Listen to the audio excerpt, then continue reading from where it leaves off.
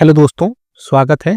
Welcome है आपका हमारे यूट्यूब चैनल में। कर्मचारियों पेंशन्स और फैमिली पेंशन्स के लिए मैं कई सारी बड़ी अपडेट्स लेकर आया हूं, जिनको जानना आप सभी के लिए बहुत ज़्यादा इम्पोर्टेंट है।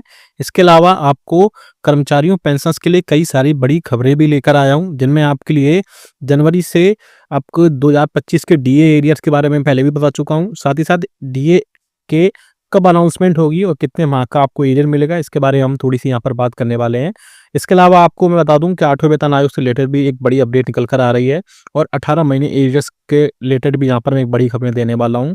तो ये वीडियो बहुत ज़्यादा इंपॉर्टेंट आप सभी के लिए होने वाला है और इसके अलावा आपको इसमें कई सारी बड़ी खबरें देखने को मिलेगी, जिसमें एमएससीपी के नियमों में बदलाव को लेकर भी एक बड़ी खबर निकल कर आ रही है।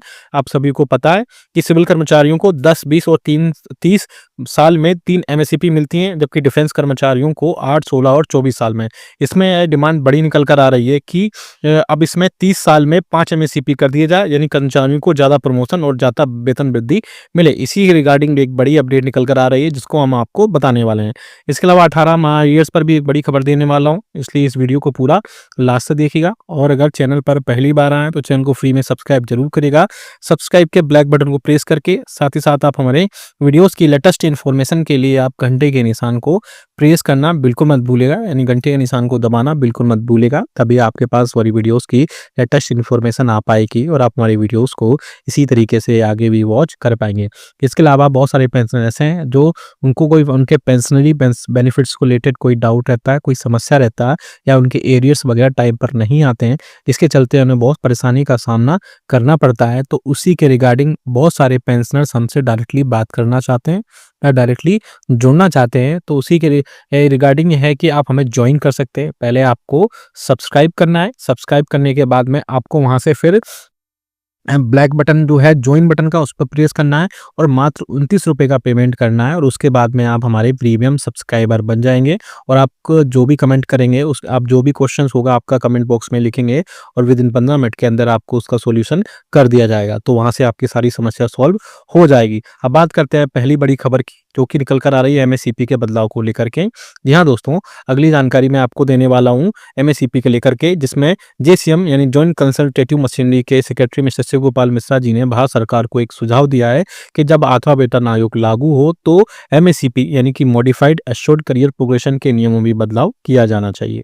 अभी हाल में ही वर्तमान में जो सिविल कर्मचारी हैं उनको 10, 20 और 30 साल में 3 एमएससीपी का प्रावधान है, जबकि डिफेंस कर्मचारियों को 8, 16 और 24 साल में 3 एमएससीपी मिलती हैं। लेकिन अब मांग यह है कि इसे बढ़ाकर 30 साल में 5 एमएससीपी कर दिया जाए, यानी कर्मचारियों को ज़्यादा प्रमोशन और ज़्यादा वेतन वृद्धि मिलनी चाहिए। इसके अलावा जो 2006 के पहले के पेंशनर्स को भी एमएससीपी का लाभ दिया जाना चाहिए, यह भी एक मांग है। दोस्तों, यह बदलाव कर्मचारियों के लिए बहुत ज़्यादा फायदेमंद होगा। इसके बारे में आप हमें कमेंट करके जरूर बताएगा कि क्या एमएससीपी को 30 साल में 5 एमएससीपी किया जाए और 2000, क्योंकि आप सभी को पता है कि अभी जो सिविल कर्मचारी हैं उनको 10, 20 और 30 साल में 3 एमएससीपी मिलती है, वहीं जबकि डिफेंस कर्मचारियों को 8, 16 और 24 साल में 3 एमएससीपी मिलती है। वहीं 2006 से पहले के जो पेंशनर्स हैं उन्हें एमएससीपी का लाभ नहीं मिलता है। तो 8वें वेतन आयोग में ये दिया जाए कि सभी कर्मचारियों और पेंशनर्स को वहां पर उसी हिसाब से 30 साल में 5 अलग-अलग एमएससीपी मिलनी चाहिए, जिससे कि वहाँ पर अब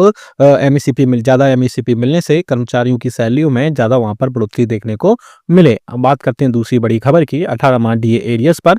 आप सभी को पता है कि 18 माह का एरियर मिलने की अब जो है संभावना आगे आने वाले दिनों में फिर से बढ़ रही है। आपको जानकारी के लिए बता दूं कि 1 जून 2020 से 30 जून 2021 तक का महंगाई भत्ता यानी महंगाई राहत फ्रीज कर दिया गया था। ऐसे में यूनियंस ने इसको बहाली करने की फिर से मांग की है। दोस्तों, यह आज की सभी जानकारियां जो हैं मैं आपको बहुत इंपॉर्टेंट दे रहा हूं, इसलिए बहुत ध्यान से देखिएगा। इसके अलावा कर्मचारियों पेंशन्स के लिए मैं और भी कई सारी बड़ी खबरें देने वाला हूं, जिसमें मैंने आपको पहले ही सारी चीजें बता दी थी। और इसके अलावा आपको मैं बता दूं कि कर्मचारियों पेंशन्स के लिए इसमें वेतन और पेंशन में सुधार की आवश्यकता है। बीपीएस ने केंद्र सरकार को एक बड़ा प्रस्ताव दिया है। बीपीएस में बता दूंगा आपकी भारतीय मजदूर संघ है, जो कि कर्मचारियों और पेंशनर्स के लिए टाइम टू टाइम कई सारी चीजें पर सरकार को उन्होंने एक मेमोरेंडम भेजा, जिसमें 10 वर्षीय वेतन आयोग चक्र और वास्तविक वेतन पेंशन पर प्रभाव पड़ेगा। उसी के चलते बहुत सारी न्यूज़ और इन्फॉर्मेशन अब यहाँ पर आ रही हैं। सरकारी कर्मचारियों के वेतन और पेंशन में हर 10 साल में एक बार-बार बड़े संशोधन किए जाते हैं, लेकिन महँगाई भत्ता और महँगाई राहत वास्तविक जो मुद्रास्फीति होती है, जो इन्फ्लेशन होती है, उसके हिसाब से आप सभी को पता है कि वहाँ पर बढ़ोतरी नहीं की जा रही है। इससे कर्मचारियों की वो और पेंशनभोगियों की जो परचेसिंग पावर वो घटती जा रही है, जिससे हर वेतन आयोग में एक बड़ा सुधार करना अनिवार्य हो जाता है। इसके अलावा जो 6 सीपीसी में पे बैंड है, उसको सिलेक्शन ग्रेड और जूनियर एडमिनिस्ट्रेटिव ग्रेड के अधिकारियों के बीच में जो असमानता बढ़ गई है, उसे 7वें वेतन आयोग में भी मतलब उसे सही से नहीं किया गया है, जिससे जे ग्रेड अधिकारी को समान पदों पर कार्य करने के बावजूद कम वेतन मिलने से उनका मनोबल गिर रहा है। इसके अलावा जो 2006 से पहले के पेंशनभोगी हैं, उनके लिए कई सारी चीज़ें वहाँ पर उनको लेकर के एक बड़ा मुद्दा दिया गया है, जिसमें 31 दिसंबर 2005 से पहले सेवानिवृत्त कर्मचारियों की पेंशन अंतिम वेतन की बजाय 10 महीने के औसत वेतन पर आधारित थी। हालांकि पहले केवल आंशिक महंगाई भत्ता पेंशन में जोड़ा जाता था, जबकि अब पूरा डीए शामिल किया जाता है। 33 साल से कम सेवा के लिए पेंशन में कटौती की जाती है, जिससे 20 और बाद में 10 वर्ष कर दिया गया था। इससे उनकी प्रभाव ये पड़ा कि जो 2006 से पहले रिटायरमेंट कर्मचारी हुए, तो समान पदों पर कार्यरत नए सेवानिवृत्त कर्मचारियों की तुलना में अब कम पेंशन पा रहे हैं। ऐसे में उन पर बहुत सारी चीज़ों पर बोझ पड़ रहा है, और जिसके चलते कर्मचारियों और पेंशनर्स को उनको वहाँ पर सारी चीज़ें ऐड करनी चाहिए।